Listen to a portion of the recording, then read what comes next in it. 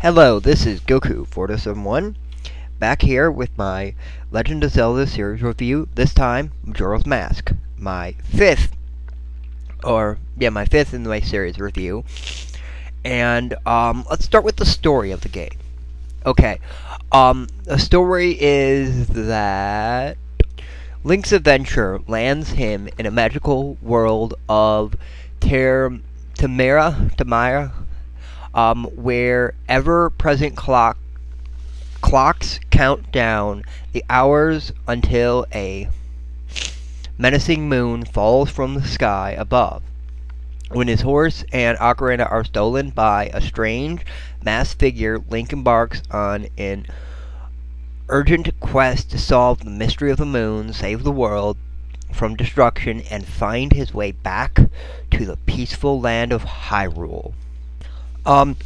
Before I actually get into the review, I just told you the story, but before I actually get into the review and talk about what I think about this game, I do want to give you a little story. I didn't own an N64 right away. This was the time when we were actually a little low on money in my family, and I didn't get every video game system. Later on, I started getting every video game system I wanted, pretty much the day it came out. And so it took me a while to actually play the Ocarina of Time game. But Majora's Mask, I played it about a year ago. Yeah, actually no, I played it way before that. Because a friend of mine had that GameCube game with the 4 Zelda games. Zelda 2, Ocarina of Time, and Majora's Mask, and I borrowed that. And that was a few years, that was like 5-6 years ago. So it's been a while, actually maybe 3 years ago, but it doesn't matter. Okay, now, so I had been wanting to play this game, so it might kind of judge my opinion on this game, but this game did what a lot of Zeldas were doing, where it took one item and it expanded upon with the masks. And the masks are your big main item in the game. You use them for almost everything, and there's a mask for almost everything. The look and the play mechanics are almost identical to Ocarina of Time, because this was a direct sequel. And it is a direct sequel, because not a lot of Zelda games are direct sequels. Zelda 1 to Zelda 2 is a direct sequel. The events are after it. This is also one of the exceptions, and I believe Wind Waker and the two, Wind Waker and the first DS game, I believe, is a direct sequel, but I do not believe the train one, is. But it doesn't matter, that's not what we're talking about. So the game does play a lot like the game. And you get the Zorons, you get the Gorons, and you actually get to interact with the Dooku in this game. And you get a lot more of them. You're on a different land this time. You don't get the same people, but you get the same races.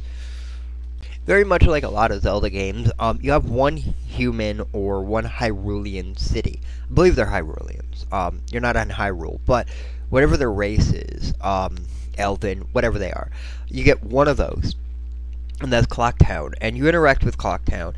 And the actual playing of the game is that this game did something kind of different and kind of interesting, is that you have 3 days, and you can rewind the days, and you have to beat each single dungeon within 3 days.